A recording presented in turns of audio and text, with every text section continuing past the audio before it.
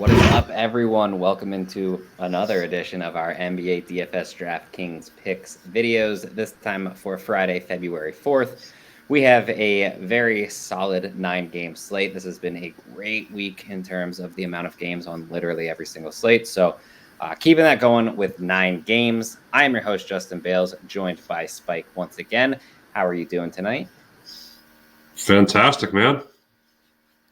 Good night for you, I guess.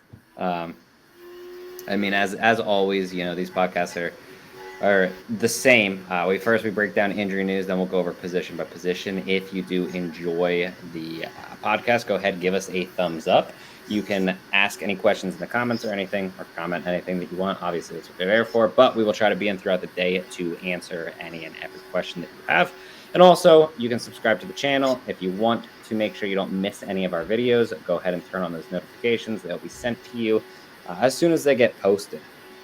But shifting over to the injury news, we have quite a bit, and I mean, it sucks to say this, but there's a lot going on with the Spurs. Obviously, they get a matchup against the Houston Rockets. We can kind of break down for you who benefits and kind of who you want to go after if guys are out, if guys aren't out. But essentially, that's a game you're attacking. You're attacking the Spurs. There's going to be value regardless of if the stars play, you play them. If they don't, play the backups. You have to use them. That's just kind of how tonight's going to work. But 9 games does give us quite a bit. Starting off with the Indiana Pacers, Malcolm Brogdon, Domantas Sabonis, both already ruled out. Also ruled out, unfortunately, and it literally breaks my heart, Isaiah Jackson. Questionable, Oshae Brissett and Goga Bitadze.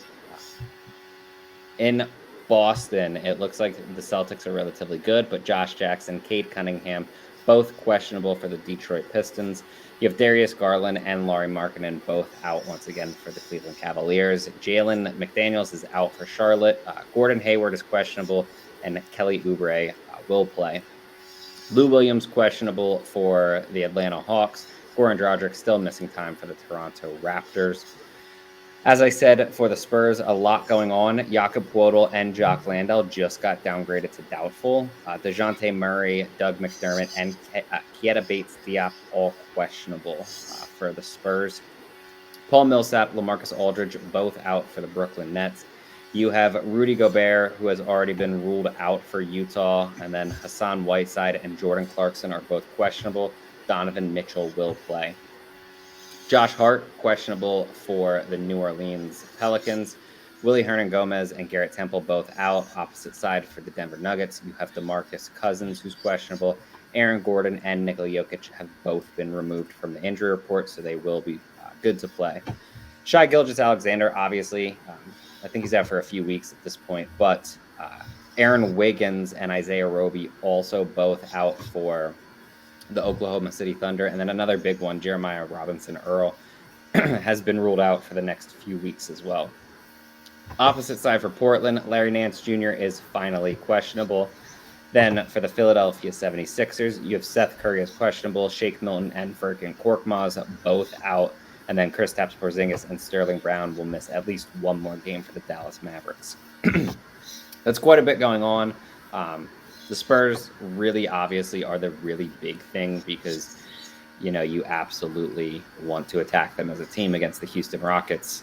More or less just attack that game, actually, because the Spurs aren't a very good defense either. But starting at point guard, Spike, what are you looking at? I have no issues with going with staying at the tippity top with Luka. There's not going to be any Kristaps again.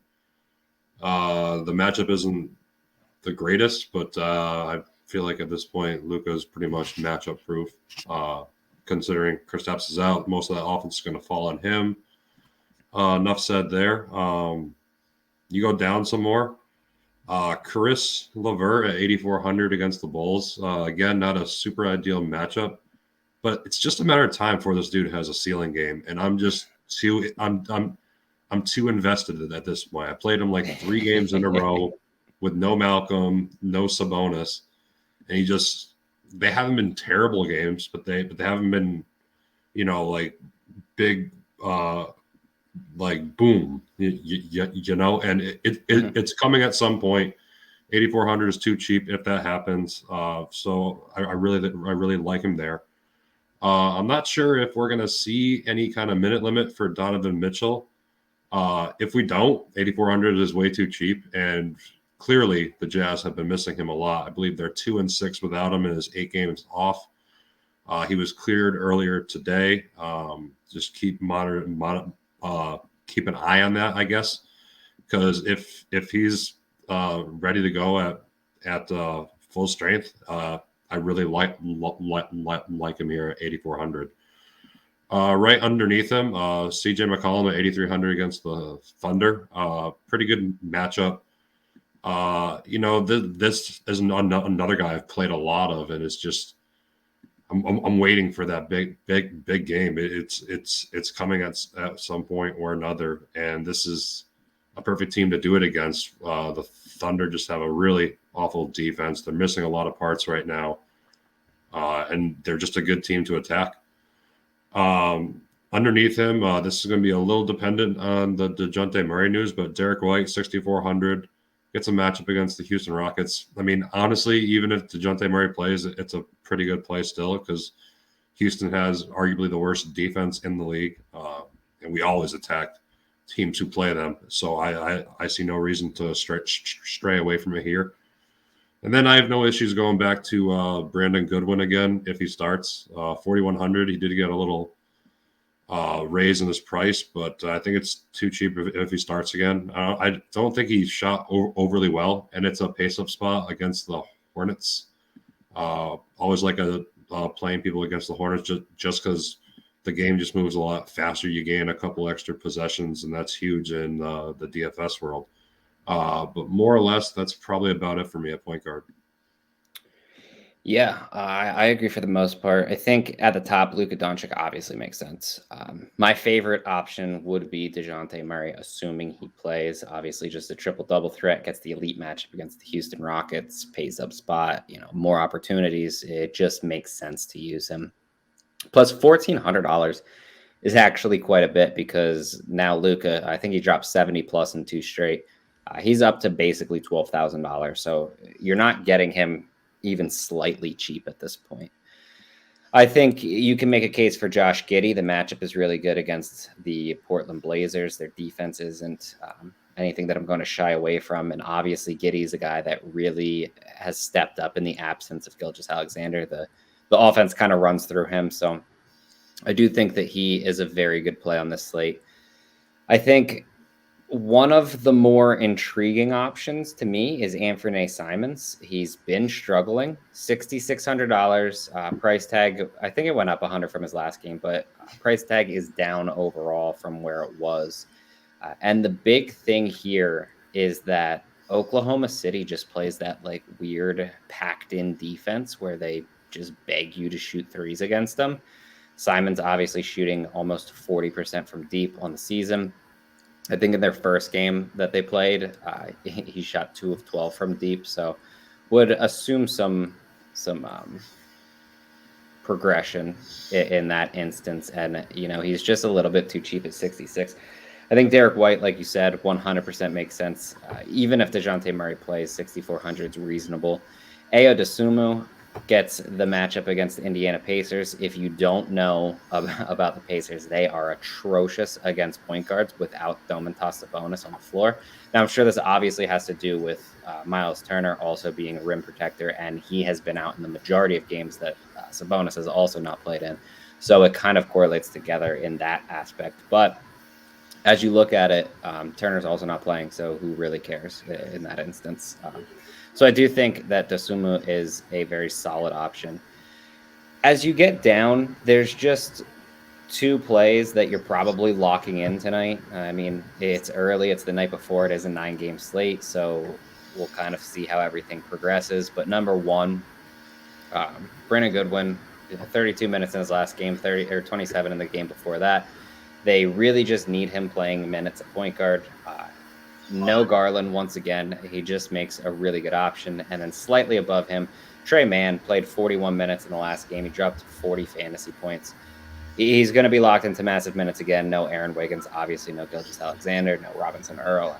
there's just plenty of minutes to be had. Trey Mann is the obvious option to take them once again, and he's still only 4,200. So you more or less are probably going to plug those two into your lineups and kind of move on. Shifting our focus to shooting guard. What are you looking at a 2-guard spot here? You would take Trey Mann away from me. I was going to say, absolutely. Say for here. Now you immediately, when there's that easy of a play, you take him as soon as you possibly can. That's fair, and lesson learned once again. At the top, there's really not a lot that I really like. I mean, I have no issues with the first four in Kyrie Irving, LaMelo Ball, Jaylen Brown, Zach LaVine. They're all good plays to take shots on. I mean, I wouldn't consider any of them in like a cash lineup, I guess. That's just me. The first person I'm kind of really looking at here is probably down the line. It's probably like Gary Trent at 6,400. Gets a matchup against the Hawks. It's not terrible, not great.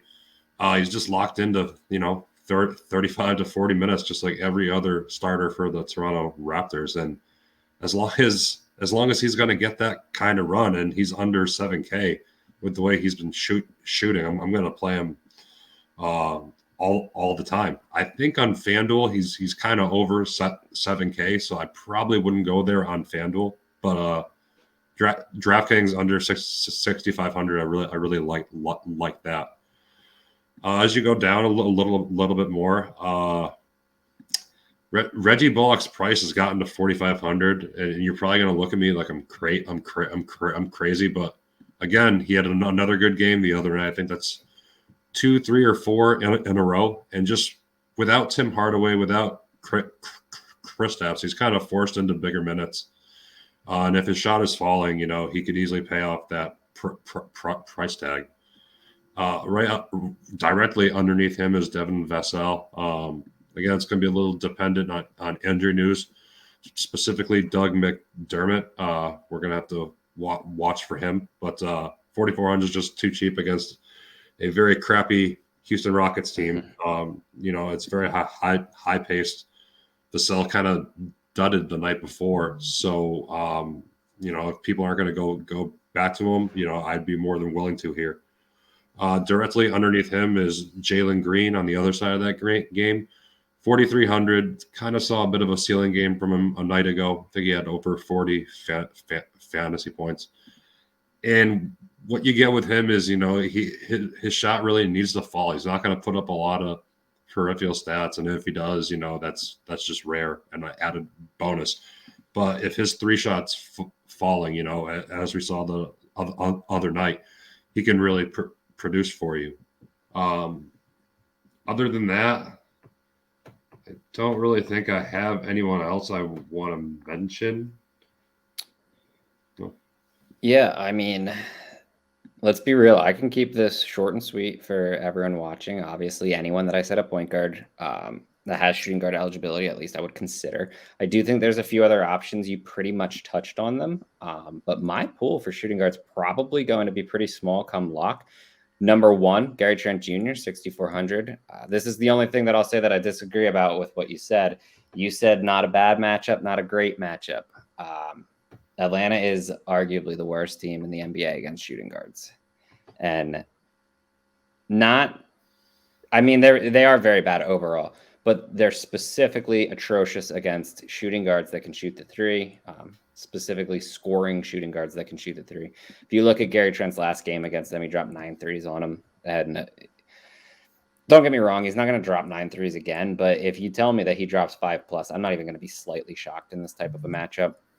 Obviously, the minutes are there. The dude has been taking double-digit 3-point attempts on a nightly basis. He's coming off of a relatively bad game against Chicago last night. But the matchups are so much night and day, I guess, is the best way to put it, that Gary Trent Jr. is just an elite option at this point in this particular matchup. Then, obviously, number 2, Trey Mann. I already talked about him at point guard. The price tag's just so off. It's crazy. And that's probably about where I'm looking. I guess the only other one that I would consider in the situation would be Jalen Green at 4,300. the price is just too low for a kid with his talent, even though he's not necessarily producing at the moment in the NBA. There's a very real reason he was the number 2 overall pick. Very talented. He does have plenty of upside. And he's getting plenty of minutes in a game against the Spurs that should just be an absolute shootout between these two, more or less bad teams. So I think that makes sense. The only other guy that I would add potentially would be someone like Dwayne Washington Jr. 24 or 25 minutes in, I believe, 4 of his last 5. He scored 20-plus fantasy points in 3 of those 4.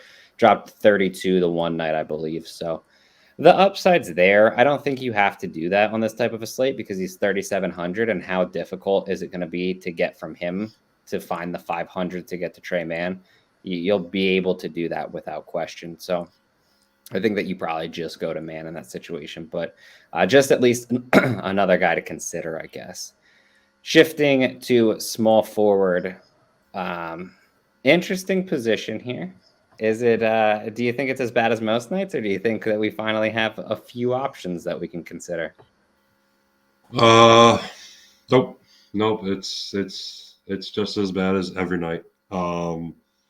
I think there's a couple spots you can go at. I mean, I have no issues if you want to, for some reason, spend up here and go to Jason Tatum or Jaylen Brown. I guess I'd prefer Tatum more than Brown because Detroit gives up a lot of fantasy points to the small forward. So, and that's more or less what Tatum plays on a nightly basis. So I got no issues with that. You move down a little bit, and just because it's just not a really good position. Lou Dort at 6,400. His price is kind of getting up there, but again, there's no Shea. This is a guy that can contribute in all 5 categories. I like the matchup against the Trail Blazers, and they're going to try and rely pretty heavily on him and Giddey for the most part. Again, I'm really not in love with the price, but for a pitiful position, I don't mind it. You go down a little bit more. Justin Holiday at 4,900 is for some reason caught fire over the last couple of games. And I'd be willing to kind of try and ride that wave a little bit right here. 4,900 is just too cheap for how he's been playing. He's a starter. He's more or less locked into 30-plus minutes a night. And gets a relatively good matchup against the Bulls, who I actually just saw Zach LaVine is uncertain for tomorrow. I've never quite seen that phrase used before. So uncertain. It's not doubtful, just uncertain. To be fair, I would say it's not shocking. He got downgraded to questionable yesterday throughout the day, and then ended up playing. So and he didn't have a good game either. I don't think he played a lot. He's dealing with back spasms too, and that's a pretty rough tricky injury. thing. So you probably won't know till game time. But also I don't think anyone's going to be shocked if he sits out the second half of a back-to-back with that type of an injury. So, sorry, continue. Yeah, I mean, other than that, I think Dorian Finney-Smith is a pretty solid option at 4,600. Again, someone just locked into big minutes with all the injuries on the Mavs right now. And he's someone who can more or less contribute in all 5 categories. He's a little bit more scoring dependent, but he can get you some steals, some blocks, some rebounds, assists too. So I have no issues going to him there either. And then the last player I'll mention is Heinrich Williams, 3,900. Trey Mann being out is really the only reason I really like this. He's going to have to pick up some of those minutes. The starters can't absorb them all. And I assume we're going to see Trey Mann start. So Heinrich Williams is going to be someone's backup all game long, and that's more or less at least 20 minutes. Pretty good matchup against the Trail Blazers. I just like him. I think he'll be lower owned from the players on the Thunder. And that's more or less about all I got for this putrid position. Yeah, I mean, to be fair, the position's not as bad as most nights. it's not that good either. I think Tatum's completely fine. I probably prefer Zach LaVine, assuming he's playing, if I'm spending up. Outside of that, you can drop down. Norman Powell's okay, but I don't necessarily love him. The first guy that I legitimately like is Lou Dort. Price is on the rise, but it's still way too cheap for the type of role that he's taking on with no Gilgeous-Alexander, which is a much bigger part of the offense. So 6,400 against Portland. I'm 100% fine with that. Completely agree on Justin Holiday. I think that that's a really good play. You already talked about Reggie Bullock at shooting guard, also like him. If Hassan Whiteside is ruled out along, obviously Rudy Gobert's already been ruled out, but if Hassan Whiteside's also ruled out, I think Rudy Gay gets kind of thrust into play here.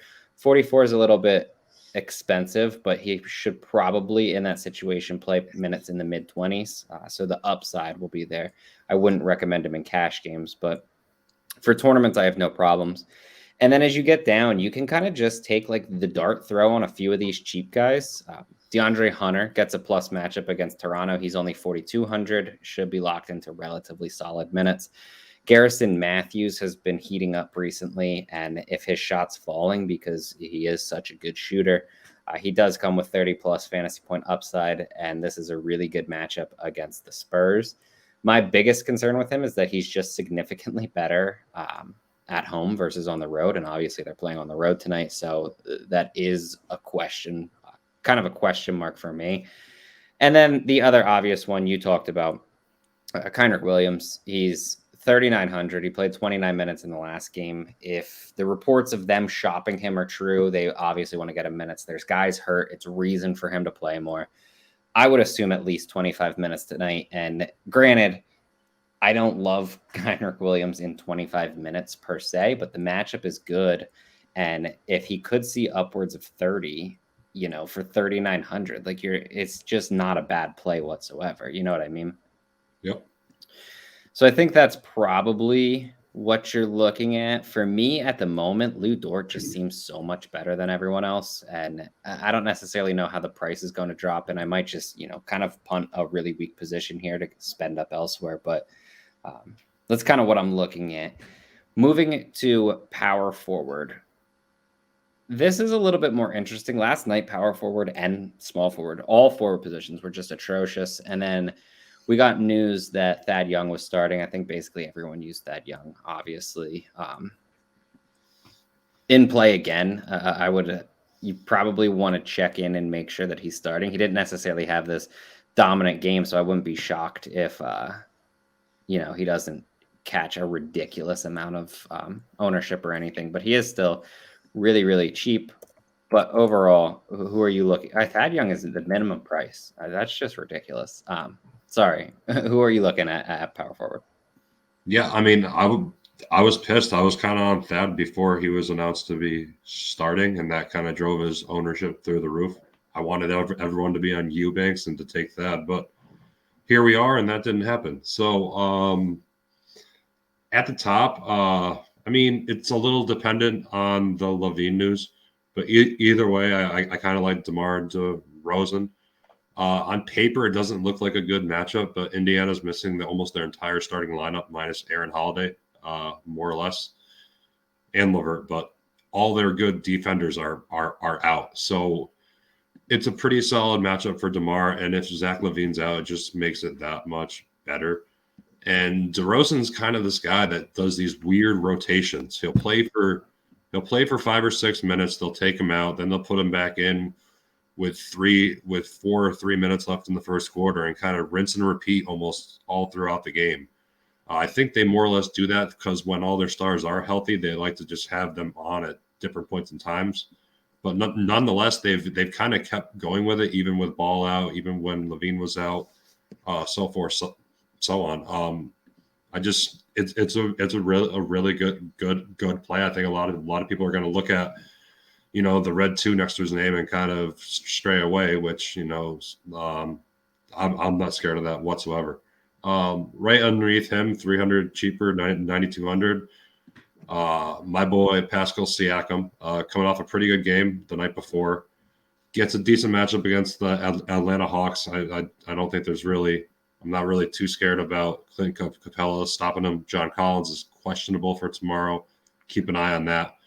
But he's going to see 35 to 40 minutes at the least. He just plays a ton, and he's someone who can contribute in all the categories. He can even shoot the three a lot too, and he's just a really good play in my opinion. A little out of order here, but I think it's going to depend a little bit on the Goga news. But Terry Taylor, 4,200, saw a $1,200 price increase, which is well deserved after putting up, I think, 50 fantasy points at 2% owned. Thanks, Isaiah Jackson. It's going to be a really nice play. Chicago's not that great against guarding like the power forward center spot, and at that price, he doesn't need much to kind of pay it off. I think even if Goga's in, he sees at least 20 minutes. If Goga's out, he's probably going to see more of 25 to 30 minutes at least, because they got to have some kind of body in there to try and handle / manage Vooch. Even DeMar DeRozan to a lesser extent. So I really like that play right there. You go up. I'm sorry, I went out of order with the price range. Robert Covington at 5,500. This is kind of someone that kind of creeps under the radar constantly, and every once in a while he's going to throw you a ceiling game. He's locked into bigger minutes with all the injuries that the Blazers have. And if someone gets into foul trouble too, he's just going to see even more minutes. But this is someone that can contribute in all the 5 categories as well. It's a great matchup against the Thunder. I think they're going to be a little bit more preoccupied with Nurkic more than him. So maybe he sees a couple extra shot attempts or gets a couple of extra rebounds. And then my last play is kind of like a little bit of a punt play. I played him the other night. He didn't do well. He did well the 2 nights before that I didn't play him. Marquise Chris, 3,500 for the Mavericks. It's a matchup against the 76ers. They're just kind of depleted down there. He sees more or less 15 to 20 minutes a game.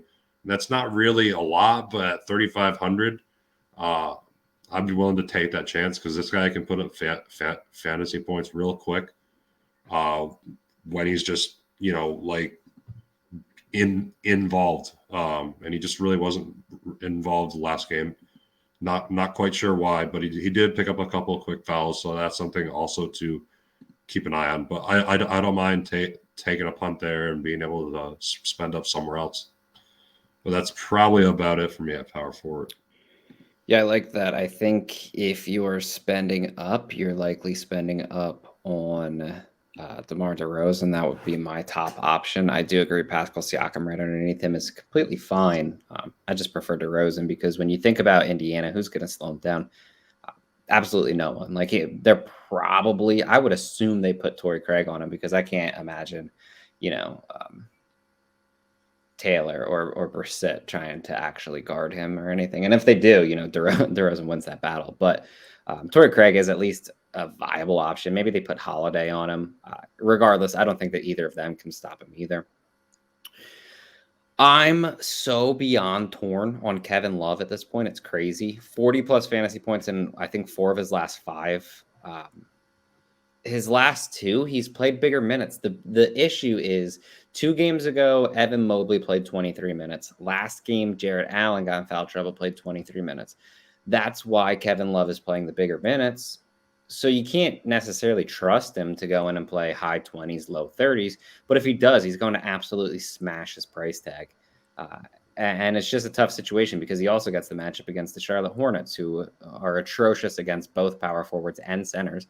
The 2 things that they struggle most with are 3-pointers and rebounds. And that's what Kevin Love has literally made his entire career off of.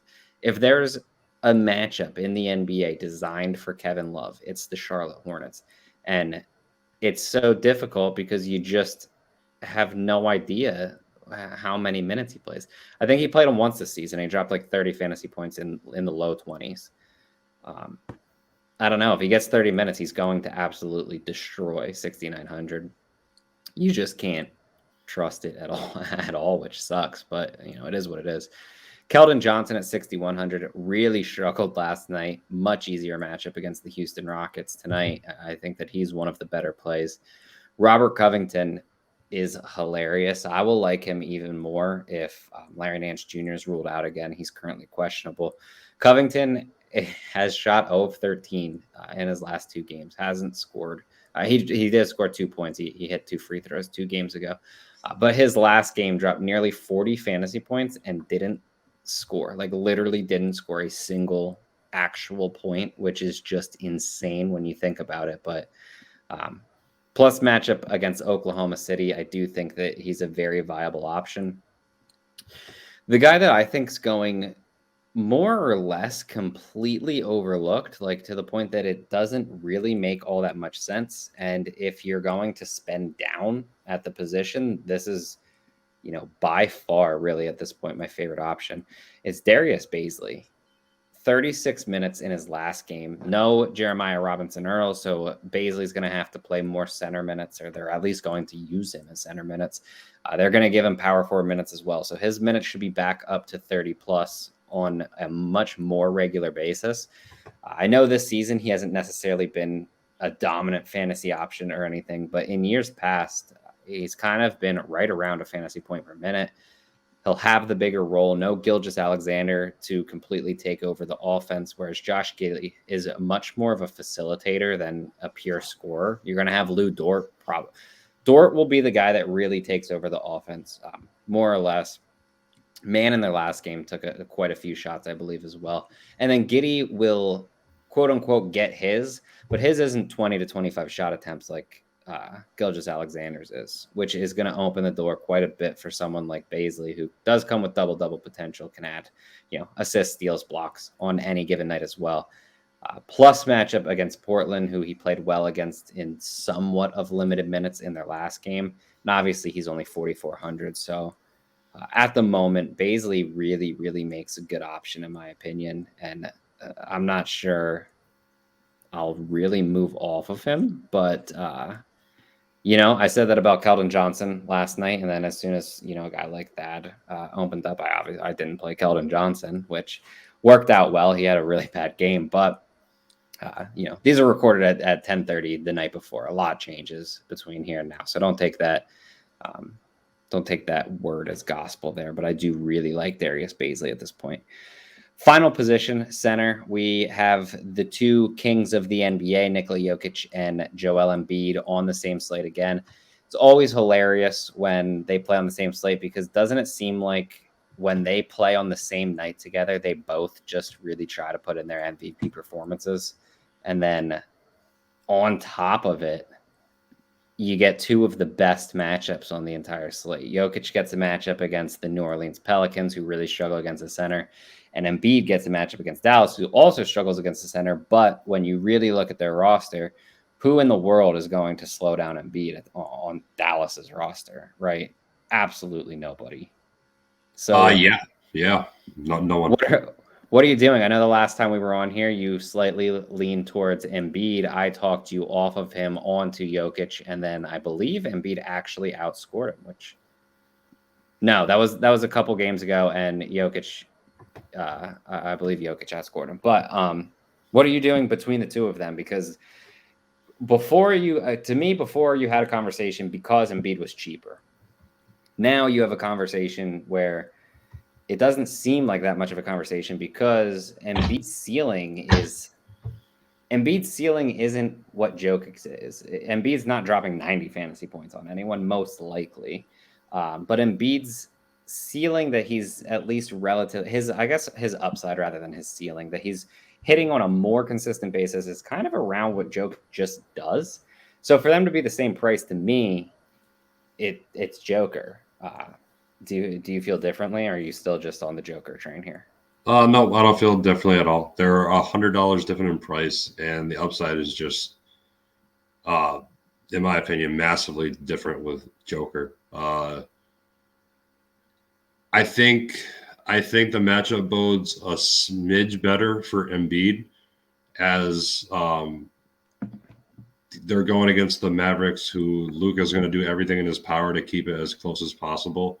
Not saying that the Pelicans can't do that against Joker. They just don't have a Luka. They have a Ingram and a Valanciunas, who I guess if you put them together is somewhat close to Luka.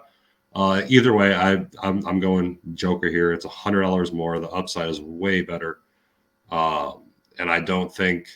Not that I think anyone on Dallas can stop Embiid, but I don't think Joe Val's going to stop Joker or, trick him into getting fouls like he always does with every game. I really like Embiid here. My player pool for a center is actually relatively small anyway. If you're not going Joker, there's three other plays I really like. You could really interest me in Robert Williams. 7K gets a matchup against the Pistons. No one's gonna stop him from getting his rebounds, getting some points in the paint, some blocks, steals. I have no issues there.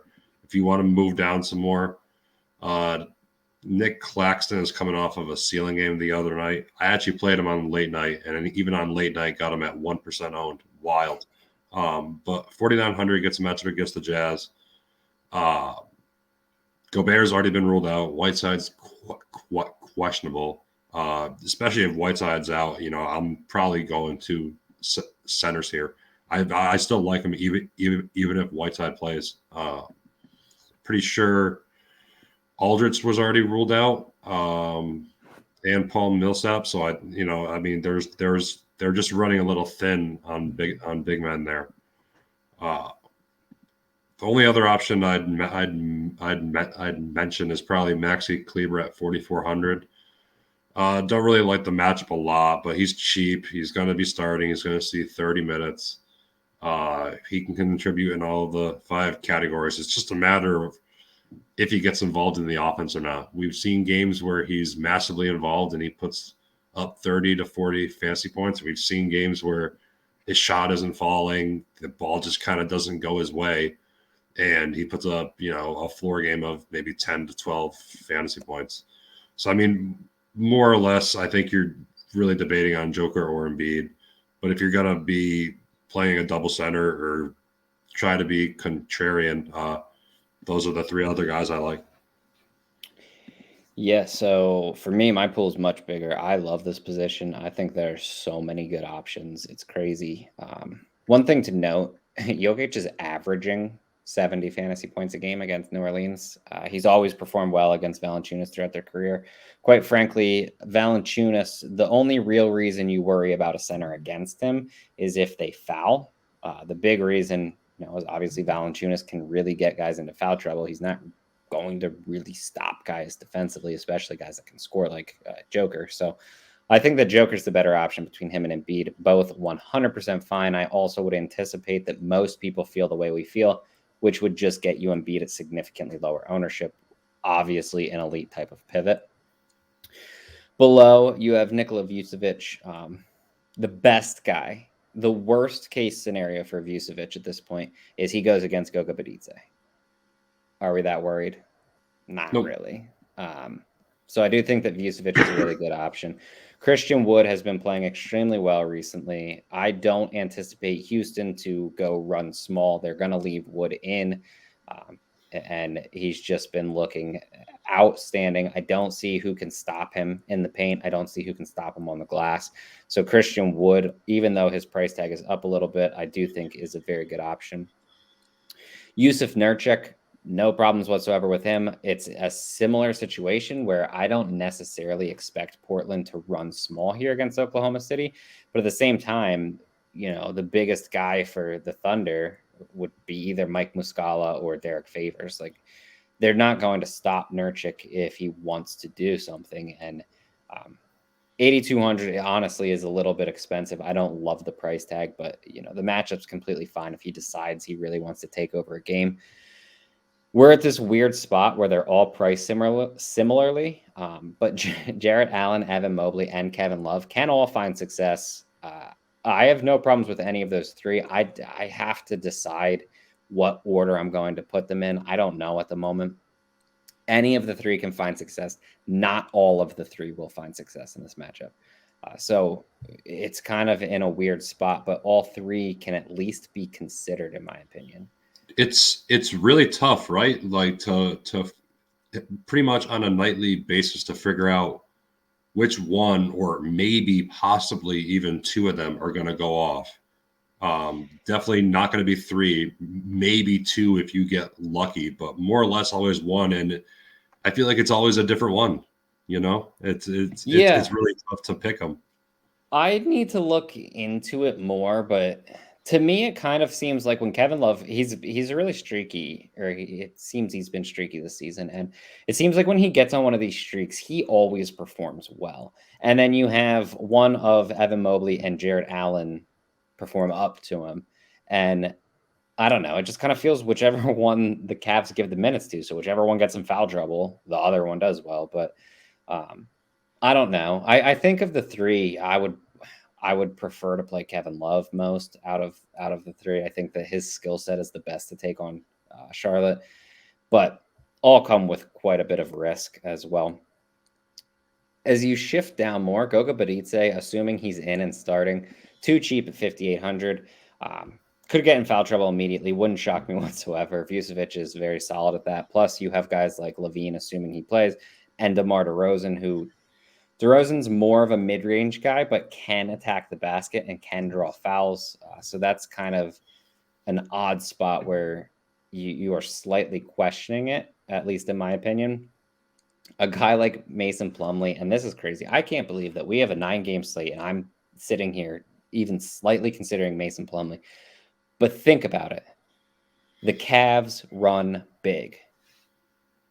If Plumlee gets 30 minutes, he's too cheap, right? Yeah, I mean, they're going to need his size. Yeah. So you can at least consider him, in my opinion. Still not done, though, here. I think that there's other options as you drop down even more. If Hassan Whiteside is out, I think that Udoka Azubuike is completely fine at 3,400. He got 22 minutes in the game against Denver. Didn't struggle with fouls, which is actually really shocking. Nearly double-double. He dropped 25 fantasy points in that game. So I think that he's completely fine. And then obviously it depends on starters and everything. But Drew Eubanks is a guy that may be considered in this game against the Houston Rockets.